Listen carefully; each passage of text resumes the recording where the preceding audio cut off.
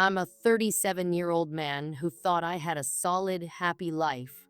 Raised with values like honesty and loyalty, I always believed in hard work and integrity. I thought I had built a future rooted in these ideals, but 2 months ago, everything I held dear came crashing down. It started with what should have been a joyful occasion. I had recently earned a major promotion at work, one I had been striving toward for years. To celebrate, I decided to host a party at our home. Close friends, family, and coworkers filled the house that evening, their laughter and congratulations echoing through the rooms. My wife, Emma, had taken charge of the preparations, arranging catering and elaborate decorations. At the time, I saw her efforts as thoughtful and supportive, a testament to the partnership we shared. As the night unfolded, I mingled with our guests, basking in the warmth of their praise and support.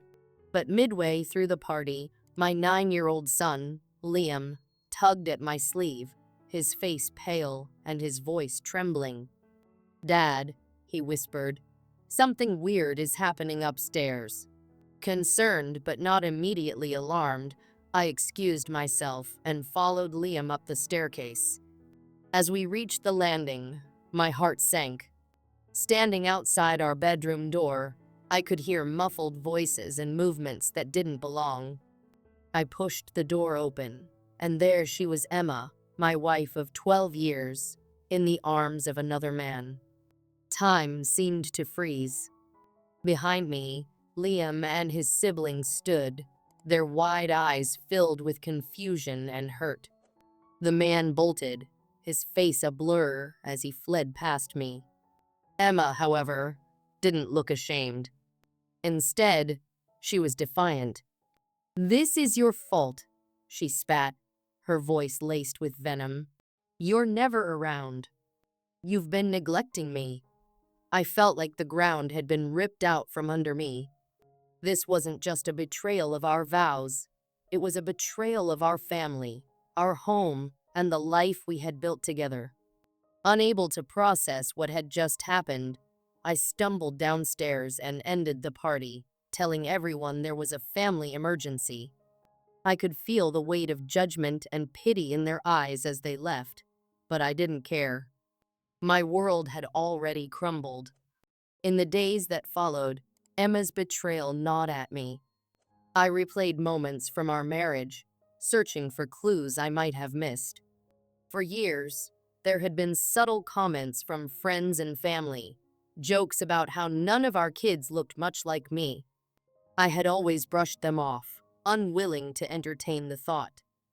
But now, those remarks took on a sinister significance. Acting on a gnawing suspicion, I decided to conduct DNA tests on our 3 children. The results came back like a sledgehammer to my chest. None of them were biologically mine. Not one. The realization was more devastating than anything I could have imagined. It wasn't just Emma who had betrayed me. My entire identity as a father had been built on a lie. When I confronted Emma with the results, her reaction was chilling. She wasn't remorseful. She was indignant. "So what?" she said, crossing her arms. "You've been their father all these years. What does biology matter?" She refused to reveal the true identity of their biological father, instead twisting the situation to paint herself as the victim. According to her, I was cruel for even bringing it up. Her audacity was beyond anything I had expected. That was the breaking point. I filed for divorce the very next day. Armed with the DNA evidence and a growing resolve, I was determined to free myself from the web of lies Emma had spun. But the road ahead was far from easy. The legal battle quickly turned vicious. Emma's lawyer argued that I had been a father figure to the children and should therefore remain financially responsible for them. My lawyer countered with the undeniable proof of her deception, but the fight was grueling. Meanwhile, Emma manipulated the children, feeding them lies about how I was abandoning them. "Your dad doesn't love us anymore," she'd tell them, tears streaming down her face for dramatic effect. It broke my heart to see the confusion and pain in their eyes, but I couldn't stay in the toxic environment Emma had created. I had to think of my own mental health and future. At one point, Emma escalated her tactics. She threatened to call the police and have me forcibly removed from our home, despite the fact that I had every legal right to be there. To protect myself, I began documenting every interaction we had. I recorded conversations, saved text messages, and kept detailed notes of her behavior. It enraged her, but it was the only way I could ensure the truth would prevail. The divorce proceedings dragged on for months, each day feeling heavier than the last. Emma's defiance never wavered. She acted as though she were the wronged party, as though I were the one who had betrayed her trust. Her manipulation extended to mutual friends and even some family members, many of whom distanced themselves from me, unwilling to choose sides. But through the storm, I found small moments of clarity. I realized that the betrayal wasn't just about infidelity. It was about the years of deception, the lies that had been woven into the fabric of my life. Emma had taken my trust and used it against me, leaving me to question everything I thought I knew. In the end, the court ruled in my favor. I was not held financially responsible for the children, given the undeniable evidence of Emma's betrayal. The judge acknowledged the emotional toll the situation had taken on me and granted me the freedom to walk away. But the victory felt hollow. The children I had raised and loved still saw me as the villain, and Emma's lies continued to poison their perception of me. Now, as I sit in an empty apartment far from the home I once cherished, I'm left to pick up the pieces of my life. The future feels uncertain, a vast expanse of unknowns stretching out before me. But if there's one thing I've learned from this ordeal, it's the value of truth. Honesty and integrity were the principles I was raised on, and they are the principles I will carry forward. Rebuilding won't be easy. Trusting others feels like an insurmountable challenge, and the scars of betrayal run deep.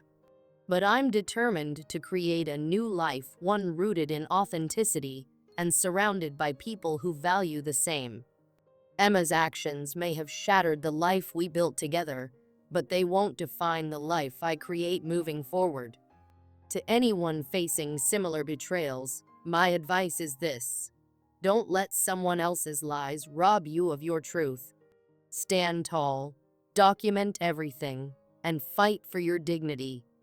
It's a painful journey, but on the other side lies the possibility of a fresh start, unburdened by the weight of deceit. For now, I hold on to that hope, one step at a time. I was documenting her actions meticulously. It seemed like a small act, barely noticeable, but it felt empowering in the moment. It was proof that, despite everything, I still held some control over my life. I watched her back down, and it made me realize something. This fight wasn't just for my rights, it was for my peace of mind. It had been too long since I had felt like I wasn't living in her shadow. After everything she'd put me through, it felt good to finally stand my ground. The real blow to her case came 2 weeks later, when my lawyer and I were notified about a court date for a preliminary hearing. We had our evidence ready. DNA results proving that I wasn't the father, her documented admission of infidelity through text messages, and one particularly damning angry message in which she told me she never wanted me as a father in the first place. She clearly forgot that such things could be used against her. She thought she could manipulate the truth, but I was finally in a position where I could expose her lies. The hearing itself was tense. I could see the disbelief on the judge's face when she struggled to explain herself. When asked to name the biological father of the children, she hesitated and stammered, "That's none of your business." It was a response that didn't sit well with the court. The judge immediately dismissed her arguments, especially since there was no definitive claim about the father's identity. Her refusal to acknowledge that vital detail made it clear that she was merely playing a game of deflection and deceit. When the judge made his ruling, it felt like a small victory. He granted me temporary rights to remain in the house, and surprisingly, he allowed me to request exemption from financial responsibility for the children once the divorce was finalized, given the unusual and complicated circumstances. However, he did emphasize the importance of the children's emotional well-being. He made it clear that if I chose to maintain a relationship with them, it would be my decision, but legally, I wouldn't be obligated to. That was a bittersweet ruling. I had loved those children for over a decade. How could I turn my back on them now? But every time I looked at them, I couldn't ignore the pain they brought with their presence, a constant reminder of my wife's betrayal. They were innocent, but she had used them as pawns in a twisted game of manipulation. As the legal process unfolded, my emotions fluctuated wildly between heartbreak and a growing sense of anger. The love I had for the kids was genuine, and I knew I had been a father to them in every meaningful sense of the word. But my feelings were conflicted. Every smile, every laugh from the children was now laced with an underlying bitterness. How could I care for them without feeling like I was being dragged back into the depths of her lies? She had turned everything, my love for those children, my marriage, into something ugly, something that no longer made sense. She had played me for a fool, and now I was left to pick up the pieces. One evening, things took a turn for the worse. I had been working late, hoping to clear my mind with a few quiet hours at home. But when I arrived, I found that my wife had invited her lover over, and the two of them were in my house, laughing and talking as if everything was normal. Worse, the kids were there too, caught in the middle of this chaotic mess. Her smugness was palpable. It was as though she was daring me to do something about it. She wanted to see how far she could push me, how much she could make me suffer. I wasn't having it. I told her to leave immediately, but she refused, throwing back her shoulders and claiming that I had no right to kick her out. However, my attorney had already filed paperwork granting me sole occupancy of the house until the divorce was finalized.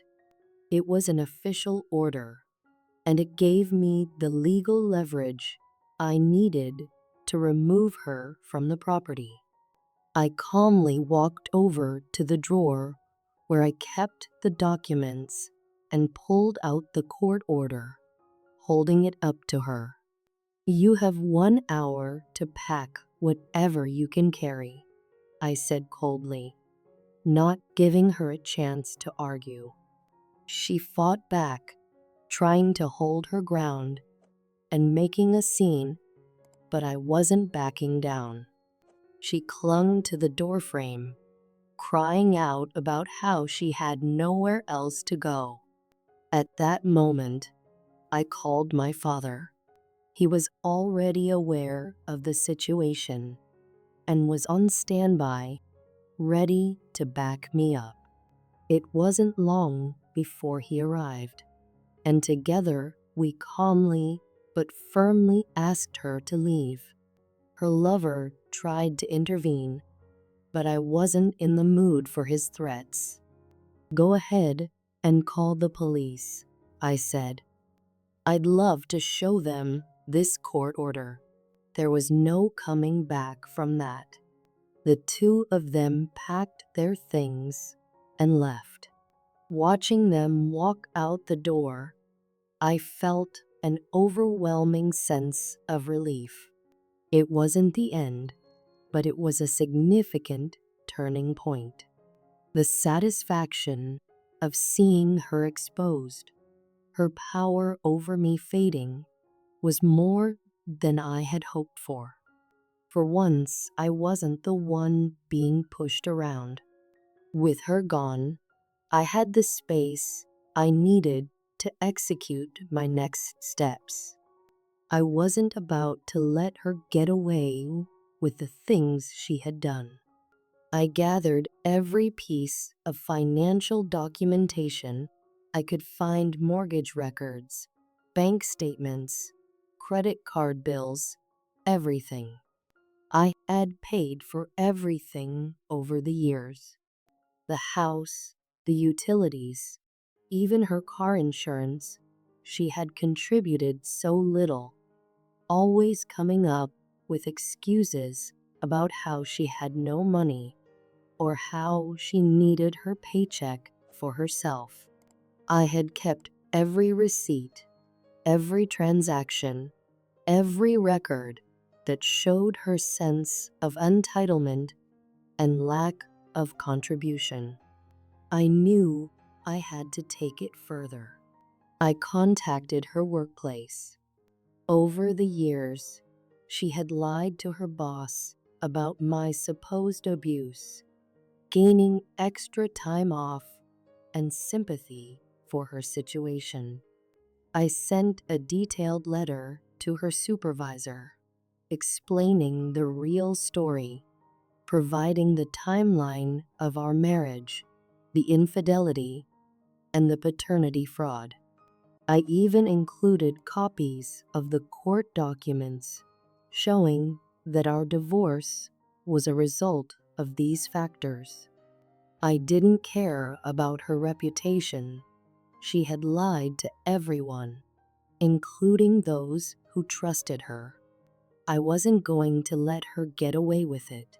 Soon enough, I started hearing from mutual acquaintances that her employer was investigating the situation.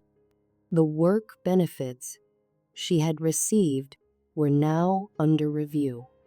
I knew she was starting to feel the consequences of her actions, and I couldn't help but feel a sense of justice.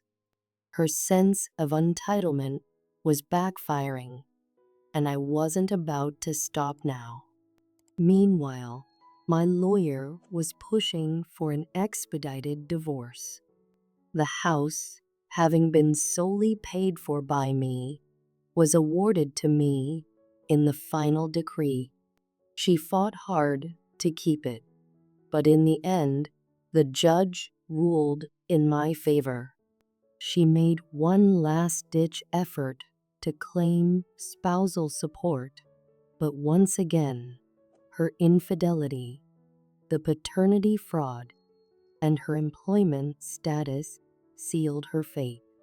The judge dismissed her claim for alimony, and with that, the final hearing concluded.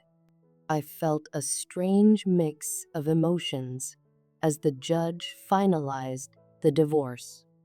There was a sense of closure, but also a deep sadness. She had caused so much emotional damage. The weight of everything we had been through, betrayal, lies, manipulation, still hung heavily in the air. As she threw a tantrum in the courtroom, I remained calm. The evidence had spoken for itself, and it had exposed her for what she truly was. As for the children, I had many long, difficult conversations with my family. My mother, ever the wise one, reminded me that biology didn't matter in the grand scheme of things. My father reassured me that no matter what I chose, they would support me. Ultimately, I made the decision to maintain a relationship with the kids. They weren't biologically mine, but I had been a father to them, and I couldn't simply erase that connection. I made it clear to my ex-wife, though, that I wouldn't be financially responsible for them. If the children wanted to see me, they could reach out through my parents, and I would arrange time to spend with them. It wasn't ideal, but it was the best option to avoid a messy custody battle. Watching her unravel was a strange experience. Part of me felt sadness when I thought about the early days of our marriage, when I truly believed we were building a life together. But the other part of me felt a deep sense of satisfaction as I watched her lies crumble. I had been a fool, but now I was free from her manipulation. Once the dust settled, I found myself rebuilding not just my life, but my sense of self. My father and I renovated the neglected parts of the house, transforming it into a place I could be proud of. My mother helped me redecorate, erasing every trace of my ex-wife. The emptiness she had left behind was slowly being replaced with cautious optimism for the future.